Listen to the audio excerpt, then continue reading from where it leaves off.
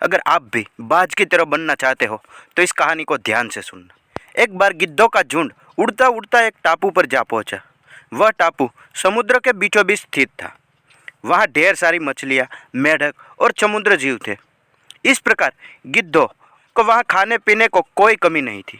सबसे अच्छी बात यह थी कि वहाँ गिद्धों का शिकार करने वाला कोई जंगली जानवर नहीं था।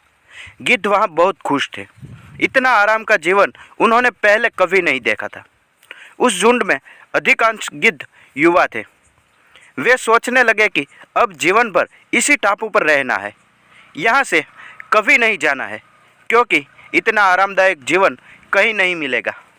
लेकिन उन सब के बीच में एक बुढ़ा गिद्ध था। वह जब युवा गिद्धों को देखता तो चिंता में पड़ जाता। वह सोचता कि आरामदायक जीवन का इन युवा गिद्धों पर क्या असर पड़ेगा। क्या ये वास्तविक जीवन का अर्थ समझ पाएंगे? यहाँ इनके सामने किसी प्रकार की चुनौती नहीं है। ऐसे में जब कभी मुसीबत के सामने आ गई तो ये कैसे उसका मुकाबला करेंगे? बहुत सोचने के बाद एक दिन बुढ़े गिद्ध ने सभी गिद्धों की सभा बुलाई।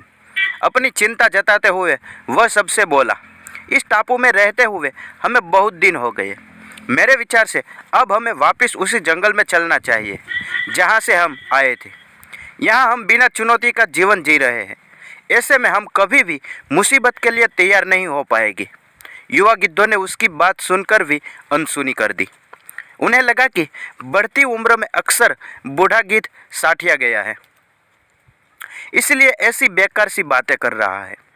उन्होंने टापू की आराम की जिंदगी छोड़कर जाने से मना कर दिया।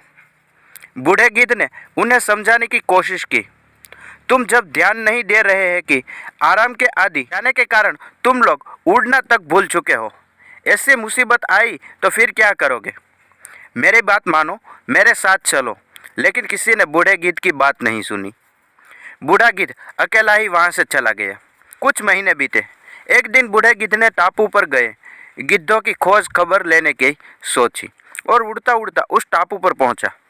टापू पर जाकर उसने देखा कि वहां का नज़ारा बदला हुआ था।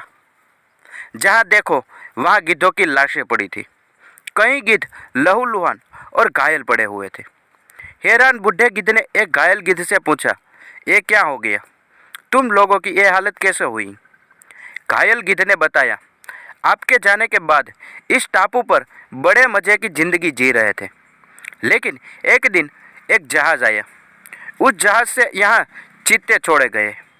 शुरू में तो उन चित्तों ने हम पर कुछ नहीं किया, लेकिन कुछ दिनों बाद जब उन्हें आभास हुआ कि हम उड़ना भूल चुके हैं, हमारे पंजे और नाखून इतने कमज़ोर पड़ गए हैं कि हम तो किसी पर भी हमला नहीं कर सकते थे और न ही अपना बचाव कर सकते हैं, तो उन्होंने हमें एक एक कर मारकर खाना शुरू कर दिया।